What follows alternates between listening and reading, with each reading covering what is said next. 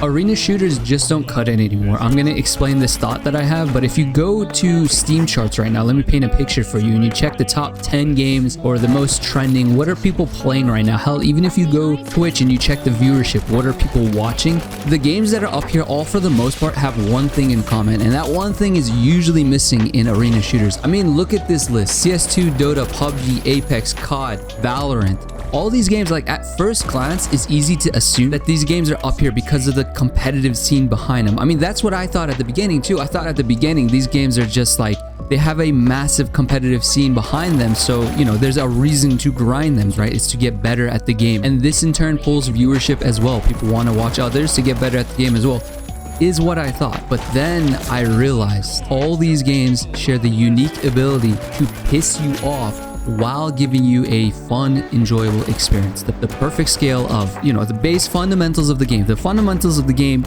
needs to be there. It needs to be fun, but at the same time, it can really annoy you and frustrate you. I mean, just look at Escape from Tarkov. That game is literally designed to bend you over, but yet still people play it. You can easily spend 30 minutes prepping for a raid, getting your gun ready, the ammo, the proper gear, everything, going into the raid, looting, shooting, getting a kill, finding some awesome piece of equipment, or like a key card or something, and you forget to put it into your pouch or something like that, and all that goes to waste. You die within a matter of milliseconds with no hopes to react to some Timmy who's just camping the extract in the corner of a dark room somewhere. Do you see what I'm saying? Like all these games that have pretty much been glued on the Steam charts, the top 10, top 20 Steam charts forever, all share the unique ability to piss you the hell off.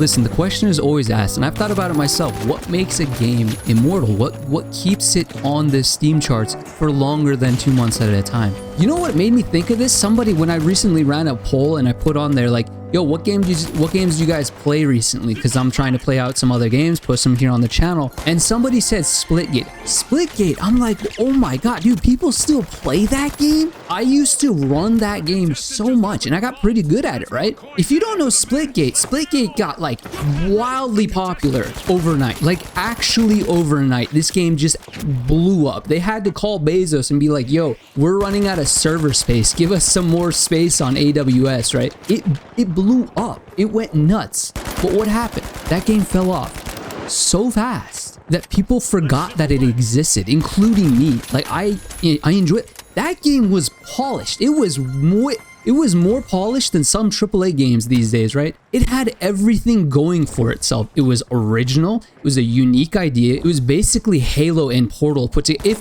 If the finals is the love child between Halo and Battlefield, Splitgate is the child that Halo doesn't want you to know about before Halo Infinite came out, right? Splitgate came out before Halo Infinite, and this was at a time when everybody was craving a real good arena shooter, right? People were craving this, and Splitgate just scratched that itch. It was there, it hit, and then eventually just led to Halo just rushing out a release of Halo Infinite, which didn't end too well for them. But I digress. So Splitgate had everything going for itself. It was fun, it was refreshing, it was unique.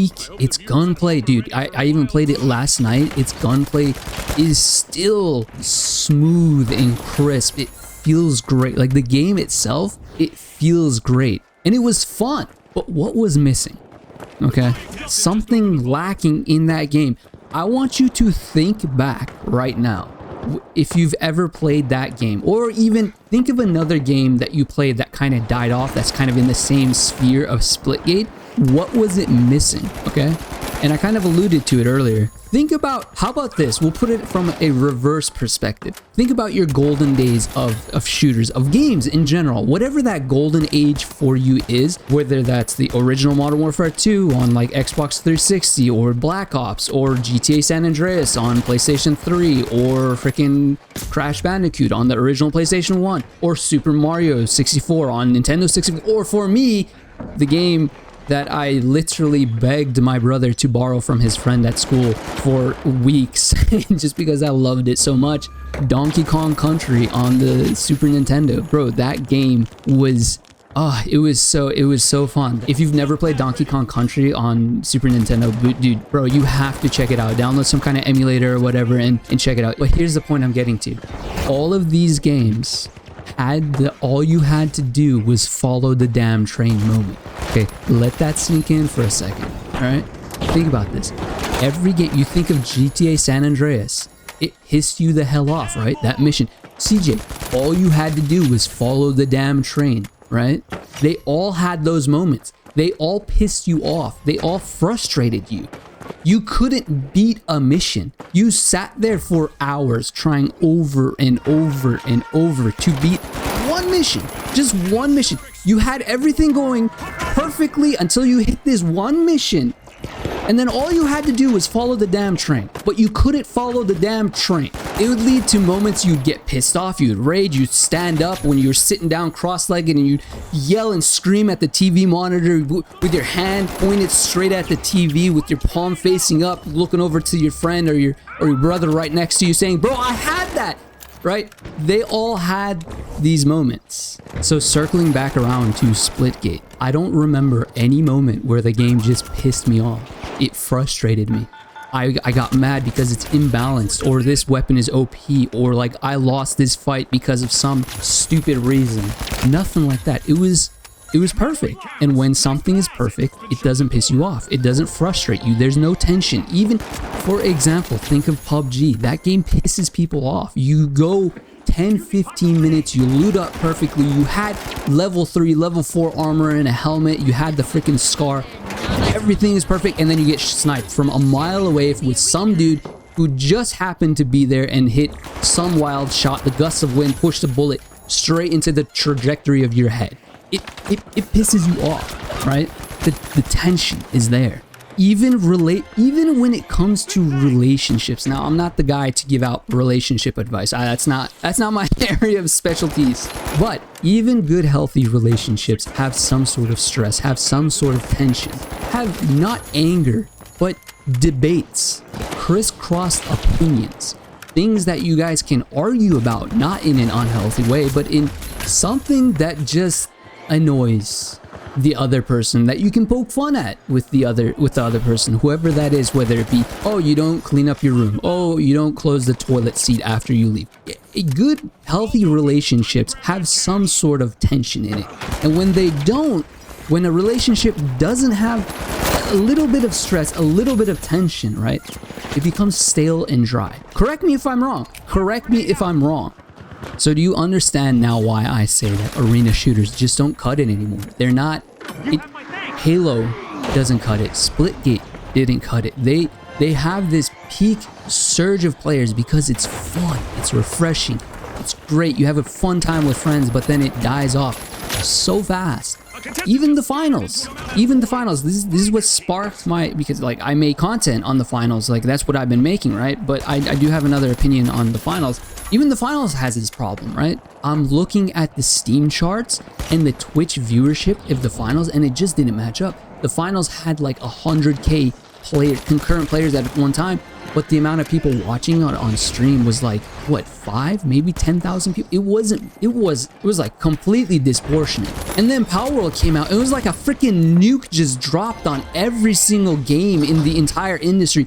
Everybody from every genre jumped onto Power. Like literally, even CS player base dropped. Like, can you imagine? Dude, this game is immortal. The devs released a completely unfinished, broken, busted game called CS2, and people still played it. Like, people moved from CS2 to Power World. Like, what?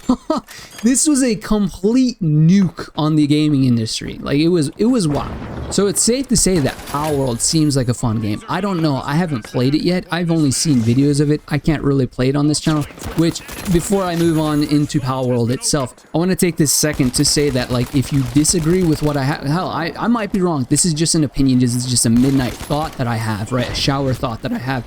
If you disagree or like have a different perspective on this, now is the chance to remind you that, like, dude, the comment section is yours. Feel free, drop down, be respectful about it, but have at it, bro. This is just like an interesting thought that I had, and I know that the internet is gonna have complete wild different perspectives on this whole situation. I guess the idea, the overarching idea of this is, what makes a game immortal?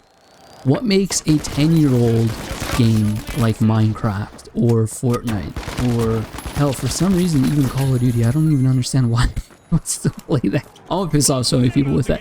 What makes a game survive amongst everything, right? My perspective on it was the frustration value. It has to piss you off. Like I mentioned earlier, it has to have that all you had to do is follow the damn train moment, right? But Power World and the finals are a little bit different in this whole scenario, and I'll save the finals for the end of the video. Power World was interesting, and since I haven't played it, I don't know if I can quite form an opinion on it, but something I've noticed, something I've seen just from the outside is that it looks fun. Obviously, it has to be fun for this many people. I think it had over 2 million concurrent players at one. Dude, 2 million concurrent players? Like, god damn. It definitely has to be fun, right? For that many people to play it at once. But I don't know if it has that frustration value that I was talking about, so I can't use it as like a piece of evidence for the opinion that I had. Maybe those of you who have played can let me know down in the comments. But something I've seen and noticed is that game scratches a different itch, and that's nostalgia. It feeds, I mean, there's no denying, I mean, even Nintendo's going after Power World. There's no denying that Power World is designed to look like a certain other game. I mean, come on, it's obvious. It's a completely different game, and I don't think Nintendo has any grounds suing them, but that's a different topic. Either way, it scratches a nostalgic itch, and it fulfills it better than the competition, which is Pokemon in itself. God, I'm really putting that philosophy minor to use in this video, aren't I? You're never gonna use that in real life. Yeah, well, you'd be surprised. So with Power World, I don't really have much to say about it other than the fact that it scratches a different itch other than frustration, and that's nostalgia. That is an itch that companies can scratch all day long and get massive bank. Like, nostalgia is a very good marketing tactic. Hell, you see Call of Duty doing this all day long, right? Their whole freaking franchise is based off of nostalgia, man. People wanting to live the good old glory days of Call of Duty. Dude, I'm gonna piss off so many people with that. But the finals, this is where it gets interesting, because at the same time I'm saying arena shooters don't cut it anymore, and the finals is an arena shooter, right?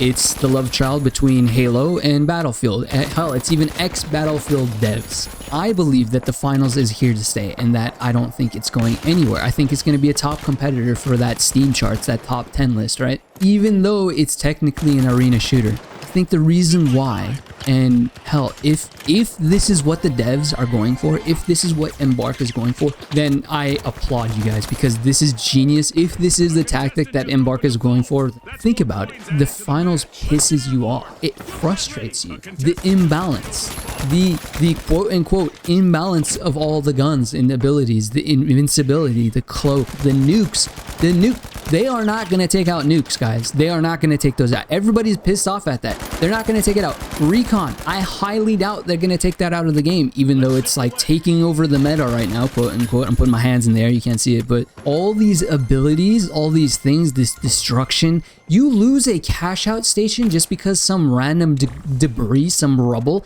is moving in front of you and it pushes you out of the way and you lose the game. It pisses you off. It's frustrating, right? Invincible, you get stunned from behind as a medium by some freaking light that's just running invincibility. You had no idea he was there. Stunned in one clip. Boom, done. You get thrown a nuke your way and have 0 millisecond reaction time, and boom, you're dead. It pisses you off. It's frustrating. It has that frustrating aspect. If Embark was aware of this and designed it with that in mind, again, I'm not saying I'm right or wrong. This is just an opinion piece that I had, but if this is what they had in mind, and they're trying to frustrate you a little while maintaining that fun aspect, it's a balancing skill. If that's what they're trying to do, and that's what's happening with the finals, I think the perfect balance between pissing you off, frustrating you, and giving you a fun experience at the same time, maintaining that perfect balance, is the reason why the finals isn't going anywhere, and it'll be here for quite some time. Thanks for listening, guys. If you enjoyed it, you can check out some of my normal finals content right over here, and I'll see you next time. Peace.